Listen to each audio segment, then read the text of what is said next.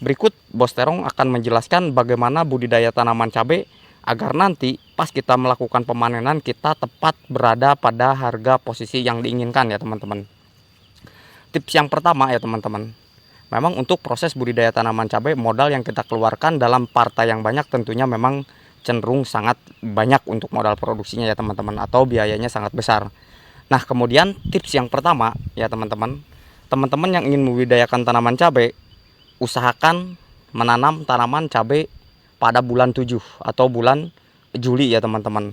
Dimana Juli, Agustus, September ya, September akhir, Oktober itu kita sudah bisa melakukan pemanenan perdana ya teman-teman.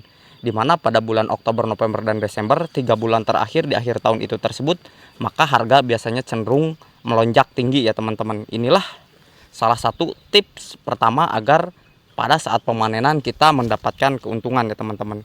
Kemudian tips yang kedua ya teman-teman, untuk proses kalkulasi biaya perhitungan dalam proses perawatan tentunya dengan biaya cenderung kita tekan ya teman-teman. Artinya untuk proses budidaya tanaman cabai memang untuk obat-obatannya memang mahal. Nah di situ kita harus mencampurnya dengan obat kimia dan obat organik ya teman-teman. Artinya teman-teman tidak mesti menggunakan obat-obat yang mahal, tetapi hasilnya atau kualitas obat tersebut untuk menanggulangi tanaman cabai itu cenderung lebih bagus ya teman-teman. Sebagaimana yang teman-teman simak di video sebelumnya, untuk menangani fusarium obatnya seperti apa, menangani busuk batang, kemudian menangani daun cabai agar tidak keriting dan tidak mengalami daun cabai itu bule, dan kemudian bunganya agar nempel, kemudian agar menjadi buahnya lebat, bisa disimak dalam video-video saya sebelumnya ya teman-teman.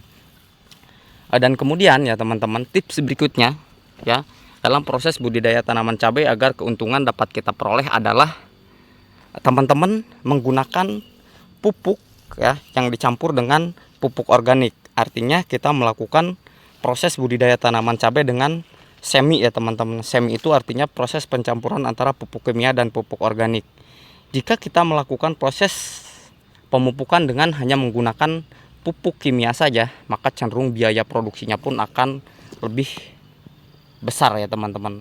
Oleh karenanya teman-teman harus menanggulangi hal tersebut atau harus menekan biaya produksi tersebut dengan cara-cara yang seperti saya lakukan pada video-video saya sebelumnya ya teman-teman. Dan untuk setiap jenis cabai, baik cabai keriting, cabai rawit putih ya ataupun cabai rawit hijau, itu memang dalam proses perawatannya cenderung berbeda-beda. Oleh karenanya tentukan pilihan teman-teman mau menanam jenis cabai apa agar nantinya dalam proses perawatannya teman-teman sudah paham ya teman-teman. Karena sebagaimana yang saya jelaskan ya, untuk jenis cabai rawit putih seperti ini biasanya kalau musim kemarau memang harus melakukan penyiraman yang rutin.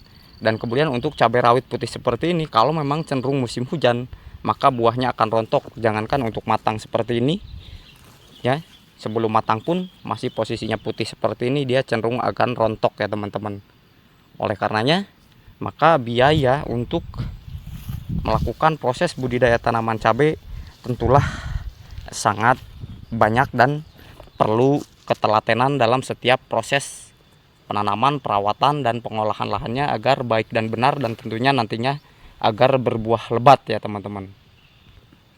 Lain halnya dengan budidaya tanaman cabai rawit hijau, itu akan cenderung lebih mudah dan gampang ketimbang kita melakukan budidaya tanaman cabai rawit putih seperti ini.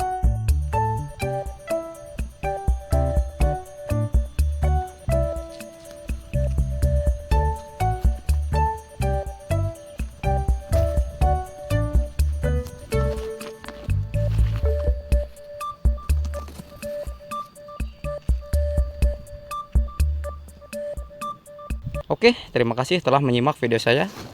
Dalam